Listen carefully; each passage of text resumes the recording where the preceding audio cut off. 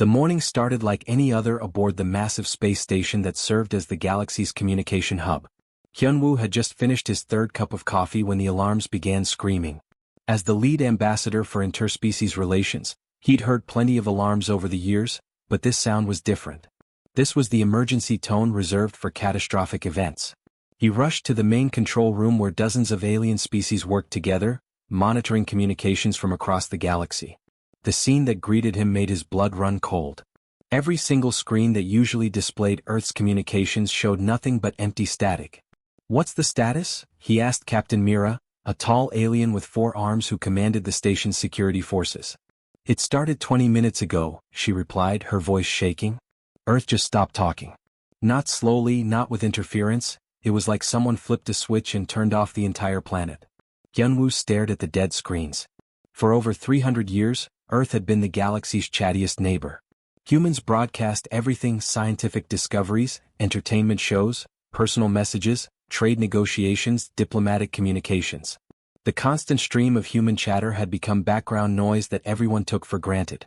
"Maybe it's a technical problem," suggested Dowrin, the communications officer whose species looked like walking trees. His bark-like skin was turning a worried shade of brown.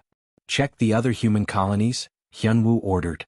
The room fell silent as technicians worked their controls. One by one, the screens showed the same terrifying result. Mars colonies silent.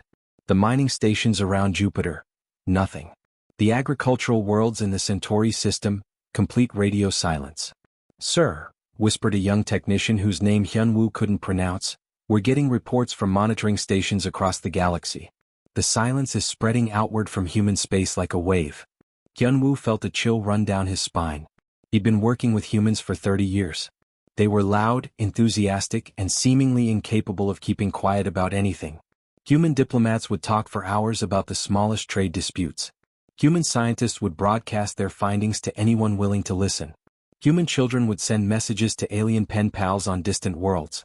The idea of humans choosing to go silent was like imagining water flowing upward. "Pull up the long-range sensors," he commanded. The main display switched to show a 3-dimensional map of local space. Human worlds appeared as bright dots connected by communication lines. As they watched, those lines began disappearing one by one, moving outward from Earth like lights going out in a spreading blackout. Captain Mira moved closer to Hyunwoo. "In all my years of service, I've never seen anything like this. Humans don't just stop talking. They argue with each other during peace negotiations. They send holiday greetings to species they've never met. They broadcast poetry to empty space just because they think someone might be listening." Other species were starting to notice. Emergency signals began flooding in from across the galaxy. The Traders Guild reported that human merchants had stopped responding to business inquiries mid-conversation. The Scientific Exchange noted that human researchers had gone silent while transmitting data from deep space expeditions. "Get me a connection to the Confederation Council," Hyunwoo ordered. Within minutes, the main screen filled with the worried faces of alien leaders from dozens of worlds. Elder Sane of the Trade Guild spoke first, his tentacles writhing with anxiety. "The humans protected our shipping lanes," he said. "Their patrol fleets kept the pirates away from civilian transports. If something's happened to them..." "The peace talks on Zirian Prime have collapsed," reported Ambassador Kree, her insect-like features clicking with distress. "The humans were mediating between our species and the hegemony. Without them, old hatreds are already surfacing." Hyunwoo realized the true scope of the crisis. Humans weren't just the galaxy's communication hub, they were its peacekeepers, its mediators, its bridges between incompatible species. They had a unique talent for finding compromise where others saw only conflict. "How long since the last transmission from any human world?" he asked. 6 hours and counting, Dowrin reported. The silence stretched on. No distress calls, no emergency broadcasts, no requests for help. Just an absolute void where humanity's voice used to be. "Sir," a technician called out, "we're detecting something strange. The automated systems around human worlds are still functioning: traffic control, weather monitoring, defense grids. Everything's working perfectly, but there's no one operating them." Hyunwoo stared out the viewport at the stars. Somewhere out there, human worlds were continuing their daily routines without humans. Ships were being guided by computers that no one was programming. Defense systems were running on autopilot with no one to give them orders. "Keep monitoring everything," he ordered. and send messages to every human world on all frequencies. If anyone's out there, they need to know the galaxy is listening. But deep down, he knew no answer would come. The humans had taught the galaxy how to communicate, how to negotiate, how to find peace between enemies. Now they were gone, leaving behind only the echo of their silence and a galaxy that was just beginning to realize how much it had depended on their voice. Think about the last time you felt truly alone. Maybe it was your first day at a new school, or when you moved to a different city where you knew nobody. That hollow feeling in your chest, the way everything seemed a bit scarier without familiar faces around you. Now imagine that feeling but multiply it by 1,000. That's what happens when the guardians of our world decide they've had enough. These aren't your typical superheroes in colorful costumes. These are the quiet protectors who've been watching over humanity for centuries. They don't seek fame or recognition. Most people don't even know they exist. They're the ones who stop disasters before they happen, who guide lost souls back to safety, who keep the balance between light and darkness steady. But what happens when they get tired? What happens when they look at humanity and see nothing but endless conflict, greed, and destruction? What happens when they decide that maybe, just maybe, we need to learn to stand on our own feet? The withdrawal doesn't happen overnight. It's gradual, like watching the tide slowly pull back from the shore. At first, nobody notices. A few more accidents here and there. Some natural disasters that seem a bit more intense than usual. Technology glitches that take longer to fix. Small things that most people brush off as bad luck or coincidence. But then the patterns start to emerge. Weather systems that used to correct themselves naturally begin spiraling out of control. Conflicts that might have been resolved peacefully suddenly escalate into something much worse. It's as if the invisible safety net that's been protecting us for so long has developed holes, and those holes are getting bigger every day. The first city to truly understand what's happening is Tokyo. The guardian who's been protecting it for over 300 years simply vanishes one morning. The city doesn't collapse immediately. Life goes on as normal for the first few weeks. People go to work, children attend school, trains run on schedule. But slowly things begin to unravel. Traffic accidents increase by 30% in the first month. The bullet trains, famous for their perfect safety record, experience their first major malfunction in decades. Earthquakes that the Guardian used to subtly redirect or minimize suddenly strike with full force. The city's infrastructure, built to withstand natural disasters with supernatural help, struggles to cope without that invisible protection. What's fascinating is how people respond. Some panic as you'd expect. They hoard supplies, withdraw their savings, and prepare for the worst. But others step up in ways that surprise everyone, including themselves. Neighbors who barely spoke to each other before start organizing community watch groups. Strangers help each other during the increasingly frequent power outages. Local businesses begin working together instead of competing, sharing resources and information. A retired engineer who spent 40 years designing earthquake-resistant buildings suddenly finds himself leading a volunteer team that inspects older structures for safety. A young mother who never considered herself particularly brave organizes evacuation drills for families with small children. A teenage student creates an app that helps people find shelter during emergencies, connecting those who need help with those who can provide it. The withdrawal spreads to other cities, other countries. London loses its guardian during a particularly harsh winter, and the Thames nearly freezes solid for the first time in over a century. The ancient protector of Rome disappears during Easter week, leaving millions of pilgrims to fend for themselves when a sudden storm system threatens the city. In New York, the guardian who prevented countless disasters simply leaves a note saying, "You're ready now. You just don't know it yet." But here's the thing about humans that even the guardians sometimes forget. We're incredibly adaptable. We're also surprisingly caring when we're forced to be. Without supernatural protection, people start protecting each other. Communities that were falling apart begin to rebuild themselves. Governments that couldn't agree on anything suddenly find common ground when faced with shared challenges. Technology accelerates in unexpected directions. Scientists who were comfortable relying on supernatural stability are forced to innovate. New early warning systems are developed. Buildings are redesigned to be truly self-sufficient. Communication networks become more robust and decentralized. It's as if losing our invisible safety net forces us to build visible ones that are actually stronger. The most remarkable change happens in how people treat each other. Random acts of kindness become common. Volunteering isn't just something people do occasionally, it becomes a normal part of life. Children grow up learning not just math and science, but practical skills like first aid, basic engineering, and community organization. Some guardians watch from a distance, curious to see what will happen. They're surprised by what they observe. Humanity doesn't collapse without them. Instead, it transforms. It becomes something they hadn't seen before, truly independent, genuinely cooperative, and surprisingly resilient. The question becomes, will the Guardians return? And more importantly, when they see what humanity has become without them, will humanity even need them anymore? You know those people who seem to thrive when everything goes wrong? The ones who appear like vultures circling overhead whenever there's chaos or disaster. They're the ones who profit from other people's misery, who see opportunity in every tragedy. We call them scavengers, and they've been around as long as humanity itself. These aren't necessarily evil people, though some certainly are. Many are just opportunistic. They're the landlords who raise rent during housing shortages, the store owners who triple prices during emergencies, the loan sharks who prey on desperate families. They've learned to read the signs of trouble and position themselves to benefit when others suffer. For generations, these scavengers operated with a strange kind of confidence. They seemed to know, almost instinctively, how far they could push before something stopped them. It was as if there were invisible boundaries they couldn't cross, unspoken rules that kept their predatory behavior from going too far. They never questioned why those limits existed. They just accepted them as part of doing business. But when the Guardians withdraw, those invisible boundaries disappear too. The first scavenger to realize something has changed runs a small pawn shop in Detroit. He's the kind of man who's made a career out of buying desperate people's treasures for pennies and selling them for dollars. He knows exactly how much pressure to apply, how much desperation to exploit without crossing the line into something that might bring consequences he can't handle. But 3 weeks after the city's guardian disappears, he tries his usual tactics on a young woman selling her grandmother's wedding ring. He offers her a fraction of what it's worth, expecting her to take it like so many others have before. Instead, something unexpected happens. She looks him straight in the eye and says no. Not just no, but hell no. She walks out of his shop, and within an hour she's posted his photo and business address on every social media platform she can find.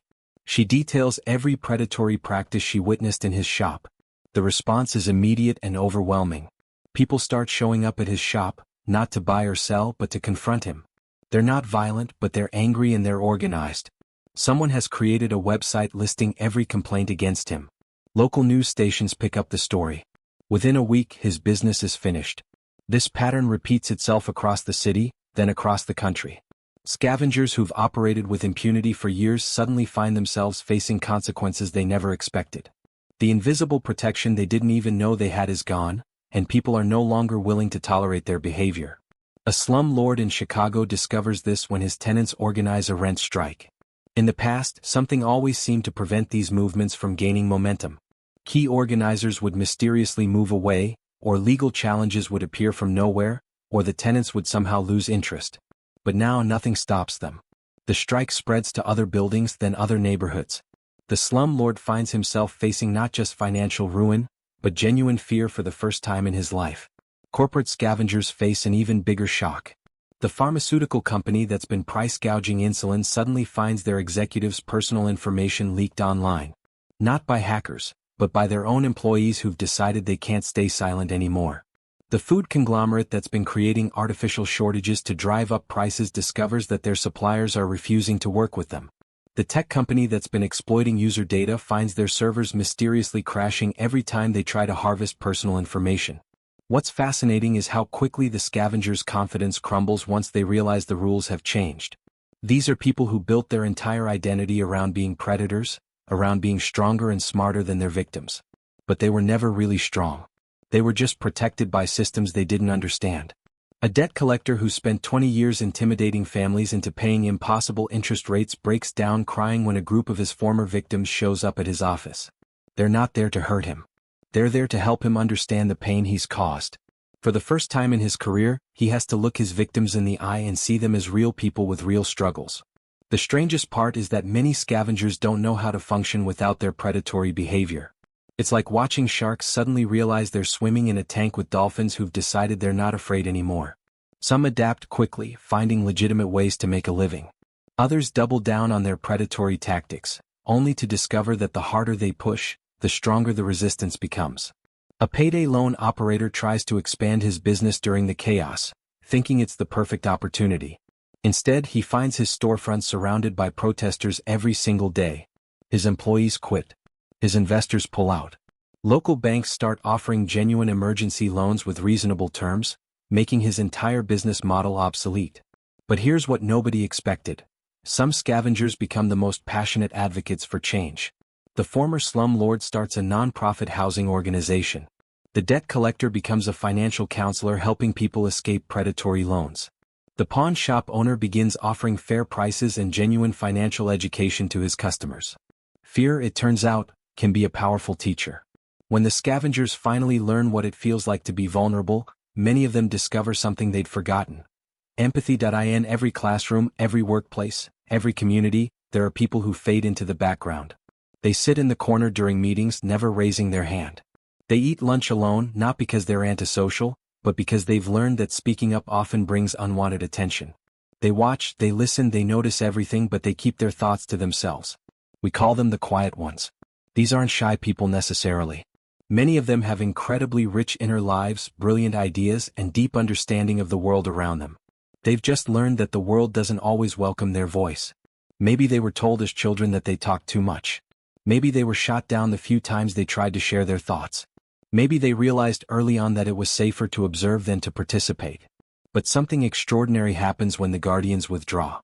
The invisible forces that kept certain people silent begin to fade away too. The first quiet one to speak up works as a night janitor at a major hospital. For 15 years he's cleaned the same floors, emptied the same trash cans, and listened to the same conversations. Doctors complain about inefficient procedures. Nurses worry about patient safety. Administrators argue about budgets. He's heard it all, but nobody has ever asked for his opinion. He's also noticed things that others miss. He sees which rooms get cleaned properly and which don't. He knows which shifts are understaffed and when mistakes are most likely to happen. He understands the flow of the hospital better than many of the people who run it, because he's been watching it work from the ground up for over a decade. But he's just a janitor. His opinion doesn't matter. At least it never has before. The change starts during a particularly chaotic night shift. The hospital is overwhelmed with patients, and he watches as the same preventable mistakes happen over and over again. Something inside him snaps. He approaches the head nurse, a woman who's barely acknowledged his existence in all the years he's worked there. "Excuse me," he says quietly. "I think I know why the West Wing is always running behind schedule." The nurse, exhausted and desperate, actually listens. His simple observation about the inefficient layout of supply closets saves the hospital 30 minutes per shift. Word spreads quickly.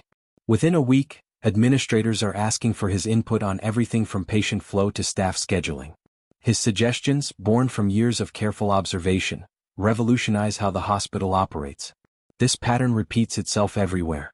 The quiet receptionist who's been answering phones for 8 years suddenly speaks up during a company meeting. She's been listening to customer complaints for nearly a decade, and she has a dozen simple solutions that could improve customer satisfaction dramatically. Her ideas are implemented within a month, and the company's ratings soar. A librarian who's worked at the same small-town library for 20 years finally shares her vision for community programs. She's been watching the town's children grow up, seeing which ones struggle with reading, which ones need after-school programs, which families could use extra support. Her quiet observations become the foundation for programs that transform the entire community. In schools, something magical happens. The student who always sits in the back row raises her hand for the first time in months. She's been watching the class struggle with a particular concept, and she has a way of explaining it that makes perfect sense. Her patient, careful explanation helps more students understand in 10 minutes than the teacher managed in 2 weeks. The quiet kid who eats lunch alone turns out to be an incredible artist. When the school's art teacher finally notices his doodles, she discovers that he's been creating detailed illustrations of school life that capture emotions and stories that nobody else has seen. His artwork becomes the centerpiece of the school's most successful art show ever. What's remarkable is how much these quiet voices have been paying attention. They notice the elderly man who sits alone in the park every day and realize he's not antisocial but lonely. They see the patterns in neighborhood crime that the police have missed. They understand the subtle dynamics of their workplace that management has never grasped. A quiet accountant who's worked at the same firm for 12 years finally speaks up about the company's financial practices. She's been watching colleagues make the same mistakes repeatedly, seeing opportunities for improvement that nobody else notices. Her suggestions don't just save money, they prevent the company from making costly errors that could have destroyed it. The transformation isn't just about speaking up in meetings or offering suggestions. The quiet ones begin to find their voices in deeper ways. They start blogs that attract thousands of readers. They write letters to newspapers that get published. They join community boards and volunteer organizations where their careful observation skills make them invaluable. A quiet grandmother who's been watching her neighborhood decline for years finally organizes a community garden. She's been noticing which houses are empty, which families are struggling, which children need positive activities. Her garden becomes the heart of a neighborhood renewal that nobody saw coming. The most surprising discovery is how much wisdom has been sitting silent in plain sight. The quiet ones haven't been quiet because they have nothing to say. They've been quiet because they've been listening, learning, and understanding in ways that the louder voices never could. When they finally speak, their words carry weight because they've been carefully chosen. Their ideas work because they've been thoroughly observed. Their leadership emerges naturally because they've been watching and learning how to lead by studying what doesn't work. The quiet ones don't become loud. They become clear. And that makes all the difference. Have you ever met someone who seemed almost too perfect? Someone whose smile never quite reached their eyes, whose laugh sounded like it was programmed rather than felt. Someone who said all the right things but left you feeling strangely empty after talking to them? Most of us have encountered these people, though we usually can't put our finger on what makes them feel so wrong. They walk among us looking exactly like everyone else. They have jobs, relationships, and social media profiles. They know how to order coffee, navigate small talk, and blend into crowds. But something fundamental is missing from them, something that makes them feel like hollow echoes of real people. These beings have always existed on the edges of human society. They've learned to mimic human behavior with remarkable precision, but they've never quite understood what it means to be human. For centuries, they've been held in check by the same guardians who protected humanity from other threats. The guardians knew what they were and kept them contained, prevented them from causing too much harm. But now the guardians are gone, and these creatures are returning in numbers nobody expected. The first sign appears in a small coffee shop in Portland. A regular customer notices that the barista, someone who's worked there for months, suddenly seems different. She still makes the same drinks, still smiles at the same moments, still asks about the weather. But her responses feel scripted now, like she's reading from a manual instead of having actual conversations. A coworker mentions that she never seems to eat during her breaks anymore. She sits in the break room holding a sandwich, moving it toward her mouth occasionally, but never actually taking a bite. When someone asks her about it, she laughs and says she's trying a new diet, but the laugh sounds like it's coming from a recording. Within weeks, more people notice similar changes. The friendly neighborhood pharmacist who used to remember everyone's names now stares blankly for a moment before accessing their information on his computer. The elementary school teacher who was known for her creativity suddenly starts teaching from scripts, never deviating from prepared lessons. What's terrifying isn't that these people are obviously inhuman. It's that they're almost perfectly human. They remember personal details, they respond to emotions appropriately, they even seem to have preferences and opinions. But everything feels slightly off, like watching a movie where the audio is just a fraction of a second behind the video.